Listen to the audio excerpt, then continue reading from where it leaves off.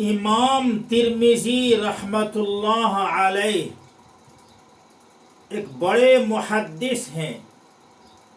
انہوں نے ایک کتاب لکھی ہے، اس کا نام ہے شمائل ترمذی.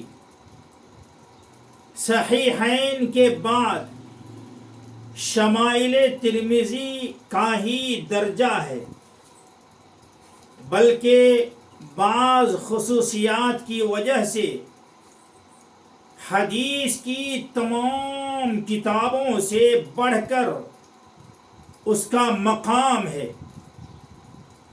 امام ترمذی رحمۃ اللہ علیہ نے حضور اقدس صلی اللہ علیہ وسلم کے عسر و یسر، شب و روز اور سفر و حضر سے متعلقہ معلومات احادیث کی روشنی میں جمع کر دیا ہے.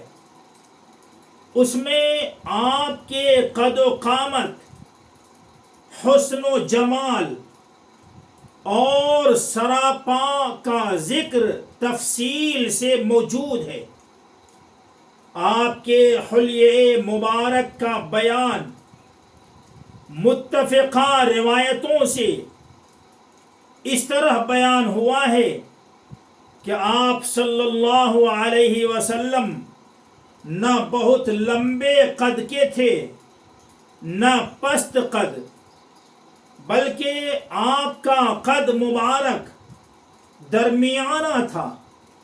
رنگ مبارک کے اعتبار سے نہ آپ بالکل سفید تھے چونا کی طرح، اور نہ ہی بالکل گندم گوں کہ سانولا بن جائے، بلکہ 14ویں رات کے چاند سے زیادہ روشن اور پرنور تھے.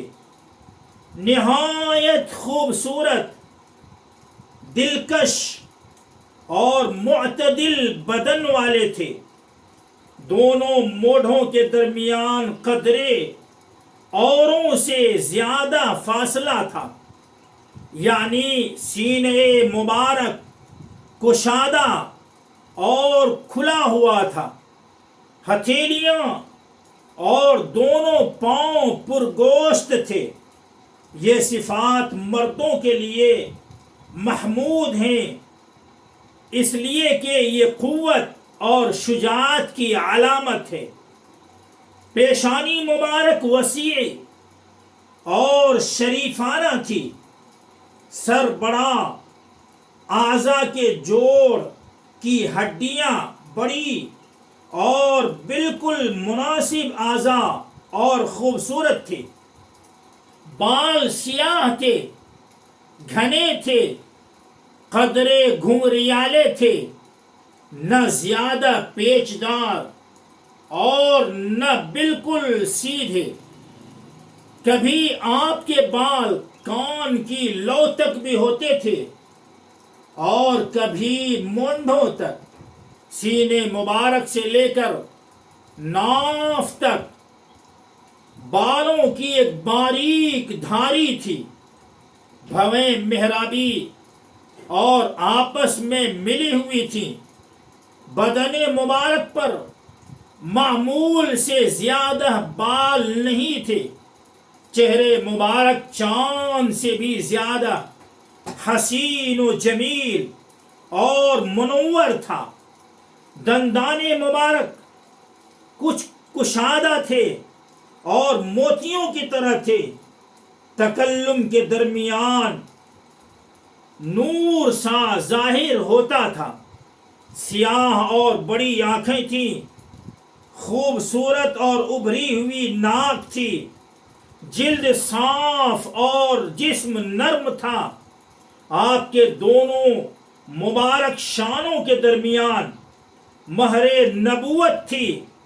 آپ سب سے زیادہ سخی دل، سچی زبان، نرم طبیعت، شریف گھرانے والے تھے.